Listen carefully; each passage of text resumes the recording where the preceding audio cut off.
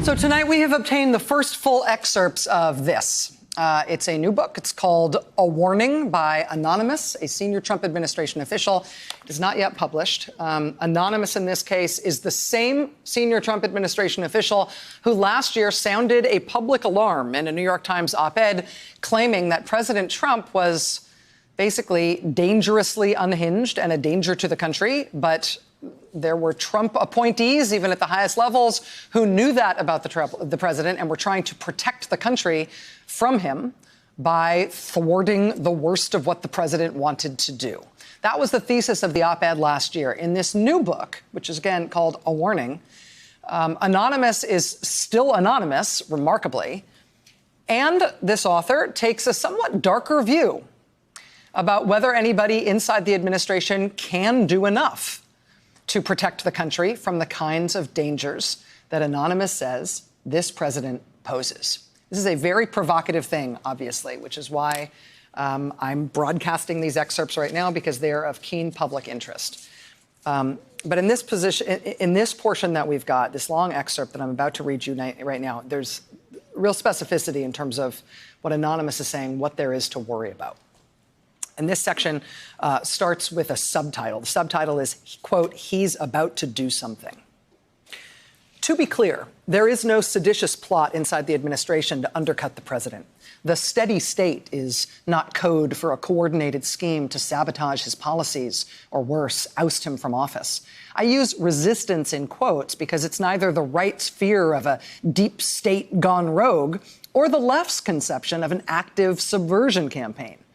Trump's critics, who are rooting for an actual resistance, have let their imaginations run wild with the idea of public servants frustrating the gears of government to bring down Trump. If this kind of conspiracy exists, it's news to me, and it would be disturbing. Public service is a public trust. Any government employee with such a nefarious end goal should be condemned. Instead, the early steady state formed to keep the wheels from coming off the White House wagon. When presidential appointees started conferring about their shared concerns with the nation's chief executive, it was not in dimly lit, smoke-filled back rooms of Washington. It was done informally, in weekly phone calls or on the margins of meetings. People who compared notes during the workday and in the normal course of business realized that the administration's problems were more than fleeting. They were systemic. They emanated from the top. Two traits are illustrative of what brought the steady state together: the president's inattentiveness and his impulsiveness. Both will be documented further in this book.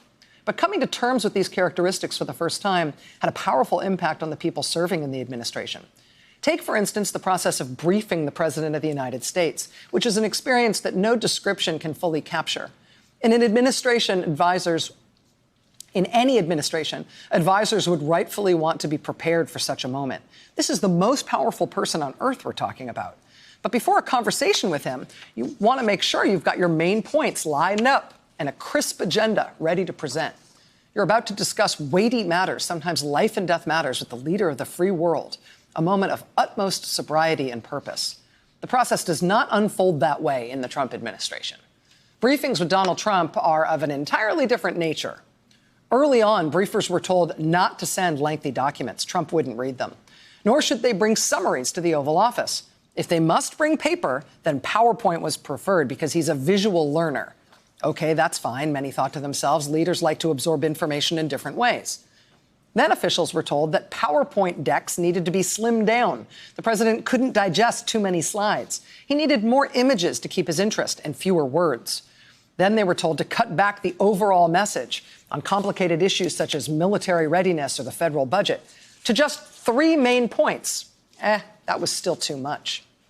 Soon, West Wing aides were exchanging best practices for success in the Oval Office. The most salient advice?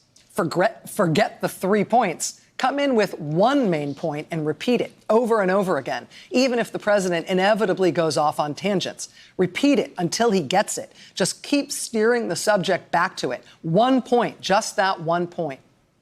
Because you cannot focus the commander-in-chief's attention on more than one gosh darn thing over the course of a meeting, okay? Some officials refused to believe this is how it worked. Are you serious, they asked? Quizzing others who briefed the president? How could they dumb down their work to this level? They were facilitating presidential decisions on major issues, not debates about where to go out for dinner. I saw a number of appointees as they dismissed the advice of the wizened hands and went in to see President Trump, prepared for robust policy discussion on momentous national topics and a peppery give and take. Those people invariably paid the price. "What the F is this?" the president would shout, looking at a document one of them handed him. "These are just words, a bunch of words. It doesn't mean anything." Sometimes he would throw the papers back on the table. He definitely wouldn't read them. One of the hardest culture shifts took place within the National Security Council. NSC staff were accustomed to producing long-winded classified memos. But if the aim was to educate this new commander-in-chief, they couldn't submit a 50-page report entitled something like Integrated National Strategy for Indo-Pacific Partnership and Defense and expect him to read it and then discuss it. That would be like speaking Aramaic to Trump through a pillow. Even if he tried very hard to pay attention, which he didn't, he wouldn't be able to understand what the hell he was hearing. It took a lot of trial and error for West Wing staff to realize there needed to be a change in the White House briefing process. Until that happened, officials would walk out of briefings frustrated. Quote, "He is the most distracted person I have ever met," one of the president's security lieutenants confessed. Quote, "He has no effing clue what we are talking about." More changes were ordered to cater to Trump's peculiarities. Documents were dramatically downsized, and position papers became sound bites. As a result, complex proposals were reduced to a single page, or ideally a paragraph, and translated into Trump's winners and losers tone. Others discovered that if they walked into the Oval Office with a simple graphic that Trump liked, it would more than do the trick. We might hear about it for days, in fact. He would hold onto the picture, waving it around at us in meetings. "Did you see this? Can you believe this? This is beautiful. Something truly special. Dan." He might summon the White House's social media guru who sits just outside the Oval Office. "Dan, let's tweet this out, okay? Here's what I want to say." That way the public would get to share his excitement, too. One graphic that left Trump spellbound was intended to explain certain government and industrial relationships.